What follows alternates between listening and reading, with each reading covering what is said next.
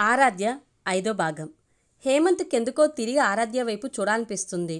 కానీ అలా చూస్తే బాగుండదేమో, తననే చూస్తున్నాడనుకుంటుందేమో, తన కోసమే వెనక్కి తిరిగాడనుకుంటుందేమో. ఎంత మోగదైనా అలా అనుకోవడం అతనికి ఇష్టం లేదు. అందుకే ఆరాధ్య ముఖాన్ని మళ్ళీ చూడాలన్న కోరికను మనసులోనే తొక్కేశాడు. అయినా అతని మనసెందుకో మొండికేస్తుంది. ఒక మోగదాని ముఖం కోసం ముఖం వాచినట్లు వెనక్కి తిరిగి చూశాడనుకుంటుంది. చచ అనుకున్నాడు. అతనికి తెలియకుండానే కాశీరెడ్డి అని పిలుస్తూ వెనుతిరిగి ఆరాధ్య వైపు చూశాడు. ఆరాధ్య కూడా అతని వైపు చూసింది. ఆమెలో ఎలాంటి ఎమోషన్స్ లేవు. పాపం మోగదే అనిపించేంత అమాయకంగా చూస్తుంది. అమాయకంలో కూడా ఇంత అందం ఉంటుందా? ఎందుకుండదు? పువ్వులు కూడా అంతేగా, అమాయకంగా చూస్తుంటాయి ఎవరి వైపైనా. మాట్లాడవు. ఈ మోగపిల్లలాగే ప్రపంచంలో అన్ని దేశాల్లో పూసే అద్భుతమైన పువ్వుల్లో అత్యద్భుతమైన పువ్వులాగా ఉంది ఈ మోగపిల్ల. అంతలో హైటెక్ సిటీ రాగానే బస్ ఆగింది. ఒక్కొక్కరే బస్ దిగుతుంటే రారా హేమ్ అంటూ కాశీరెడ్డి హుషారుగా జంప్ చేస్తున్నట్లే బస్ దిగాడు. కాశీరెడ్డే కాదు, అక్కడ అందరూ అలాగే స్పీడ్గా బస్ దిగుతున్నారు. ఆరాధ్యనే చూస్తూ బస్ దిగాడు హేమంత్. ఏంటిరా స్లో, కమాన్ అంటూ హేమంత్ భుజం తట్టి నడుస్తున్నాడు కాశీరెడ్డి. ఆరాధ్య ఎటు వెళ్తుందోనని ఆమె వెళ్తున్న వైపే కాశీరెడ్డికి తెలియకుండా చూస్తున్నాడు హేమంత్. ఆమె వేరే రూట్న వెళ్లడంతో నిరాశగా నేల మీద ఏదో ఉంటే తన్నుకుంటూ నడుస్తున్నాడు. ఏంటిరా మూడీగా ఉన్నావు, బైక్ లేదనా అడిగాడు కాశీరెడ్డి సరదాగా. హేమంత్ మాట్లాడకుండా అలాగే తన్నుకుంటూ నడుస్తున్నాడు. తన్నింది చాలే, ఆఫీస్ వచ్చింది చూడు అన్నాడు కాశీరెడ్డి. కొద్దిగా తల వంచుకుని ఆలోచనగా నడుస్తున్న హేమంత్ నవ్వుతూ కాశీరెడ్డిని ఫాలో అయ్యాడు. హేమంత్ ఎందుకు నవ్వాడో తెలియదు కాశీరెడ్డికి. ఆ నవ్వులో ఏదో ప్రత్యేకత ఉన్నట్లు అనిపించినా పట్టించుకోలేదు. కారణం కాశీరెడ్డి పూర్తిగా ఆఫీస్ మూడ్లో ఉన్నాడు. వాళ్ళు వర్క్ చేస్తున్న సాఫ్ట్వేర్ కంపెనీ 8 అంతస్తులు ఉంటుంది. చాలా అధునాతనమైన భవనం, అన్ని సౌకర్యాలతో ఉంటుంది. చేస్తే ఇలాంటి కంపెనీలోనే జాబ్ చేయాలి అనిపించేలా ఉంటుంది. అందులో వర్క్ చేస్తున్న వాళ్ళకి కారు కానీ బైక్ కానీ ఉంటే అప్పర్ బేస్మెంట్లో పార్కింగ్ చేస్తారు. అక్కడ చెక్కింగ్ ఉంటుంది. ప్రస్తుతం వాళ్ళ దగ్గర కారు కానీ బైక్ కానీ లేవు కాబట్టి నేరుగా లిఫ్ట్ ఏరియాకి వెళ్ళి లిఫ్ట్ ఎక్కి 4th ఫ్లోర్లోకి వెళ్లారు. అక్కడ వాళ్ళ ఐడెంటిటీ కార్డ్స్ తోటి డోర్ యాక్సెస్ ట్రై చేశారు. వాళ్ళ దగ్గర ఉన్న ఐడెంటిటీ కార్డ్స్ వ్యాలిడ్ కావడంతో వెంటనే డోర్ ఓపెన్ అయింది. లోపలికి వెళ్ళి బ్యాక్ ప్యాక్ని స్పైస్ చేసే రిసెప్షన్ ఏరియాలో ఆగారు. అక్కడ ఒక మిషన్లో బ్యాక్ ప్యాక్ని ఉంచి చెక్ చేయడం ఉంటుంది. అందులో పెన్ డ్రైవ్ కానీ పర్సనల్ ట్యాబ్లెట్ కానీ పీసీ కానీ ఉంటే వాటిని అక్కడ డిపాజిట్ చేసి వెళ్లాల్సి ఉంటుంది. అలాంటివేం వాళ్ళ దగ్గర లేవు. చెకింగ్ పూర్తయింది. అక్కడి నుండి హుషారుగా కదిలి నేరుగా వాళ్ళు కూర్చుని క్యూబికల్ దగ్గరికి వెళ్తూ రోజులాగే ముఖాన్ని ప్లెజెంట్గా మార్చుకుని గుడ్ మార్నింగ్ చెప్పేవాళ్ళకి గుడ్ మార్నింగ్, హాయ్ చెప్పేవాళ్ళకి హాయ్ చెప్పారు. పరామర్శించాల్సిన వాళ్ళు ఎవరైనా ఉంటే వాళ్ళ దగ్గర ఓ క్షణం ఆగి పరామర్శించారు. తర్వాత బ్యాక్ ప్యాక్ని క్యూబికల్ దగ్గర వదిలి కంప్యూటర్ ఆన్ చేసి కాఫీ ఏరియాకి వెళ్లారు. అక్కడ ఇద్దరూ మాట్లాడుకుంటూ బిస్కెట్స్ తిని కాఫీ మిషన్ దగ్గర కాఫీ తీసుకుని మళ్ళీ ఎప్పట్లాగే క్యూబికల్ దగ్గరికి వెళ్ళి కూర్చున్నారు. వాళ్ళు వెళ్ళేటప్పటికే కాశీరెడ్డి కంప్యూటర్ ఆన్ అయ్యింది. అతను వెంటనే సిస్టమ్ లోపలికి లాగిన్ అయ్యాడు. ఆ రోజు అతను చేయవలసిన పని చెక్ చేస్తూ కూర్చున్నాడు. హేమంత్ కంప్యూటర్ ఆన్ కాలేదు. అతను ట్రై చేశాడు, అయినా ఆన్ అవ్వలేదు. ఎందుకు ఆన్ అవ్వలేదో అర్థం కాక ఒక్క క్షణం అలాగే చూస్తూ కూర్చున్నాడు. అతని సిస్టమ్ ఆన్ కాకపోవడంతో పాటు ప్రతిరోజు అక్కడ కూర్చోగానే కనిపించే దేవుని ఫోటో, ఫ్యామిలీ ఫోటో పక్కన ఎక్కడో పడి ఉన్నాయి. వాటిని చూడగానే మనసు కలుక్కుమంది. ఆ ఫోటోలు చూడటానికి చిన్నవిగా 1-2 అంగుళాల పరిమాణంలో ఉన్నా అవంటే అతనికి ప్రాణం. వాటిని అందుకుని యథాస్థానంలో ఉంచాడు. కేబుల్స్ అన్నీ సరిగ్గా ఉన్నాయో లేదో ఒకసారి చెక్ చేసి కనెక్షన్స్ అన్నీ ఇచ్చి చూశాడు. అప్పుడు ఆన్ అయింది. ఆన్ అయినా కూడా ఆఫీస్కి రాగానే ఇదో పెద్ద డిస్టర్బెన్స్గా అనిపించింది. అటు ఇటు చూశాడు. పక్క క్యూబికల్ దగ్గర ఏదో ప్రాబ్లం ఉన్నట్లుంది. క్లీనింగ్ డిపార్ట్మెంట్ వాళ్ళు వచ్చి నిలబడి ఉన్నారు. వాళ్ళు ప్రతిరోజు రాత్రి 11:30కి టేబుల్స్, మానిటర్స్ క్లీన్ చేసి వెళ్తుంటారు. అలా చేస్తున్నప్పుడు కేబుల్స్ని అటు ఇటు గుంజటం, కదిలించడం జరుగుతుంది. ఇది వాళ్ళ పనే అయి ఉంటుందనుకున్నాడు. సడన్గా సీట్లోంచి లేచి క్లీనింగ్ డిపార్ట్మెంట్ వాళ్ళ దగ్గరికి వెళ్ళాడు హేమంత్. వాళ్ళ మీద చిరాకు పడుతూ, క్లీన్ చేస్తున్నప్పుడు కేబుల్స్ ఊడకుండా జాగ్రత్తగా క్లీన్ చేయండి. అక్కడ ఉండే ఫ్లవర్ వాజులు, ఫోటో ఫ్రేమ్స్ కదిలించకండి. ఎక్కడ ఉన్నవే అక్కడే ఉంచండి. ఇవాళ నా సిస్టమ్ ఆన్ అవ్వలేదు. ఇంకెప్పుడు ఇలా జరగకూడదు అన్నాడు. అంత గట్టిగా హేమంత్ ఎప్పుడూ మాట్లాడలేదు. అదంతా వింటున్న కాశీరెడ్డి ఆశ్చర్యపోతూ, రే హేమ్, ఏమైందిరా నీకు అడిగాడు. అప్పటికే హేమంత్ తన క్యూబికల్ దగ్గరికి వచ్చి కూర్చున్నాడు. ఏం జరిగిందో కాశీరెడ్డితో చెప్పాడు. అది విని మరింత ఆశ్చర్యపోయాడు కాశీరెడ్డి. హేమంత్ అతి చిన్న విషయానికి ఎక్కువగా చలించిపోవటం ఇదే మొదటిసారి. ఏమైంది వీడికి? బైక్ గురించి ఏమైనా ఆలోచిస్తున్నాడా అనుకుంటూ మన బైక్ రిపేరు ఎంతవరకు వచ్చిందో త్వరగా చేయమని కాల్ చేస్తాను అని పైకే అంటే మొబైల్లో నెంబర్ నొక్కాడు.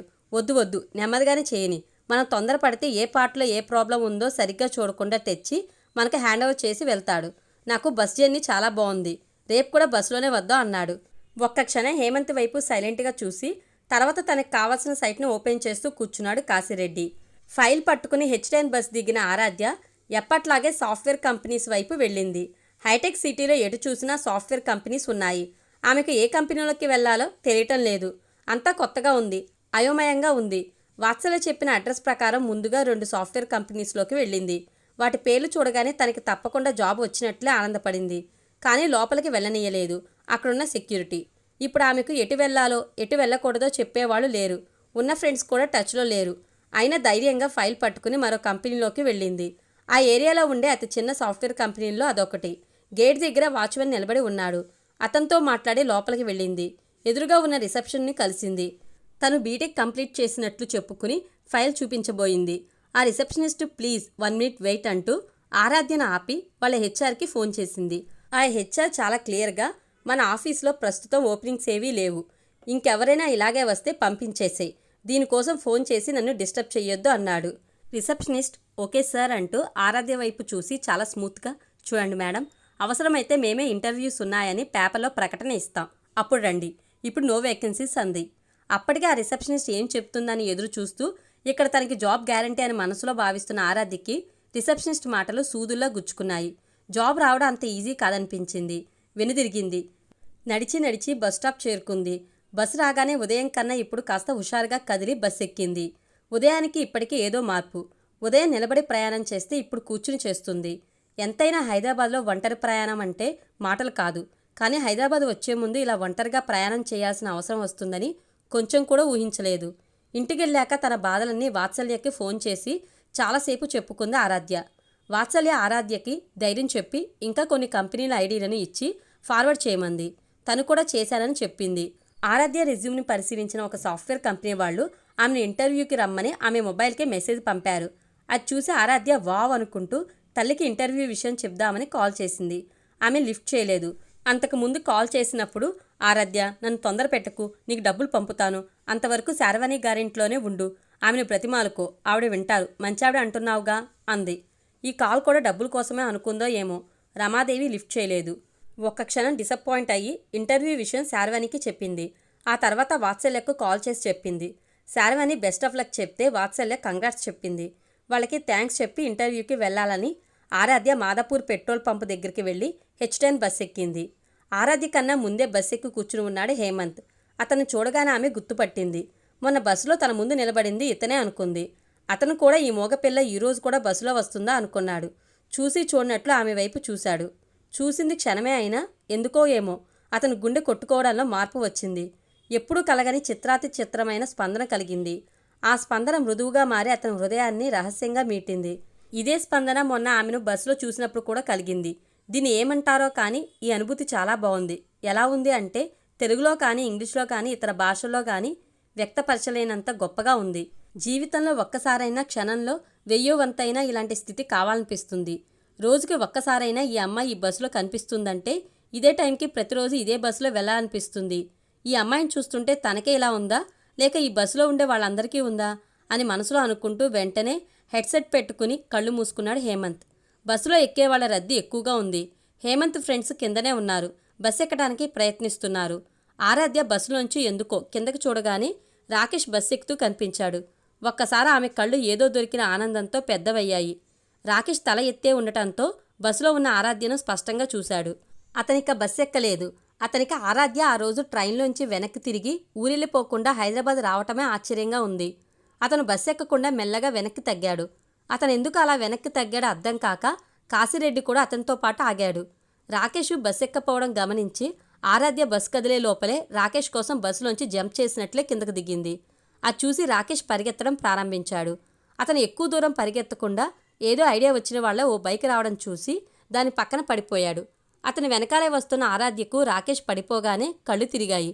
ఆమె వెనకాలే రాకేష్ ఆగరా, ఎందుకురా పరిగెత్తుతున్నావు అంటూ కేకలేసుకుంటూ వస్తున్న కాశీరెడ్డికి సడన్గా రాకేష్ బైక్ తగిలి పడిపోవడంతో ఊపిరి ఆగిపోయేలా అయింది. అంతా అయోమయంగా ఉంది. ఎవరి అమ్మాయి రాకేష్ని ఎందుకు వెంబడిస్తుంది? ఈ దెబ్బతో రాకేష్ పైకెళ్ళిపోయి ఉంటాడా? పడ్డవాడు పడ్డట్టే ఉన్నాడేంటి? లేవలేకపోతున్నాడా లేక ఇంకేమైనానా? వెంటనే రాకేష్ని చేరుకుని రోడ్డు మీద పడి ఉన్న రాకేష్ని పక్కకి జరిపాడు కాశీరెడ్డి. రాకేష్ ఎలా ఉంది నీకు అంటూ ఆతృతగా అడిగాడు కాశీరెడ్డి. రాకేష్ కొంచెం కళ్ళు తెరిచి ఉండటంతో తన వైపే చూస్తున్న ఆరాధ్య కనిపిస్తుంది. ఇప్పుడు తను పూర్తిగా కళ్ళు తెరిచి నాకేం కాలేదురా కాశీ అంటూ లేచి కూర్చుంటే ఈ రాక్షసి వదలదు. ఉద్యోగం ఇప్పించమంటుంది, డబ్బులు ఇమ్మంటుంది. ఈ బాధలు ఎవరు పడతారు? అసలు అది ఏమంటూ ట్రైన్ ఎక్కిందో అప్పటి నుండి మొబైల్ని స్విచ్ ఆఫ్లో పెట్టుకుని ఉన్నాడు. నిద్ర కూడా సరిగ్గా పోవడం లేదు, పోతే లేవటం లేదు. ఏది ఏమైనా దీనికి ఇప్పుడు దొరకకూడదు అనుకుని కళ్ళను గట్టిగా మూసుకున్నాడు. రాకేష్ కళ్ళు గట్టిగా మూసుకోవడంతో కాశీరెడ్డి భయపడ్డాడు. వెంటనే ఆరాధ్య వైపు కోపంగా చూసి వీడికేమైనా అయిందో నేను తీసుకెళ్లి పోలీస్ స్టేషన్లో అప్పచెప్తా అన్నాడు. ఇంకా ఏదో అంటున్నాడు. బిత్తరపోయింది ఆరాధ్య. రాకేష్ నా స్థితిలో చూస్తుంటే అయ్యో ఇలా జరిగిందేమిటి? ఎంతైనా రాకేష్ తనకి ఫ్రెండ్ కదా, ఇంతకీ ఉన్నాడో పోయాడో? అతని దగ్గరుండి హాస్పిటల్కి తీసుకెళ్తే బాగుండు అన్న ఆలోచన వచ్చినా కాశీరెడ్డిని చూస్తుంటే ఇప్పుడే తన్ని తీసుకెళ్లి పోలీస్ స్టేషన్లో అప్పచెప్తాడేమోనన్న భయంగా ఉంది. చటుక్కున వెంతిరిగింది. అప్పుడే వస్తున్న H10 బస్సు వెంట పరిగెత్తింది. అది ఆగ్గానే సుడిగాల్లా బస్సులోకి దూరింది. కాశీరెడ్డి రాకేష్ వైపు టెన్షన్గా చూస్తూ అతను హాస్పిటల్కి తీసుకెళ్లాలని చూస్తున్నాడు. ఆరాధ్య వెళ్ళగానే కళ్ళు తెరిచాడు రాకేష్.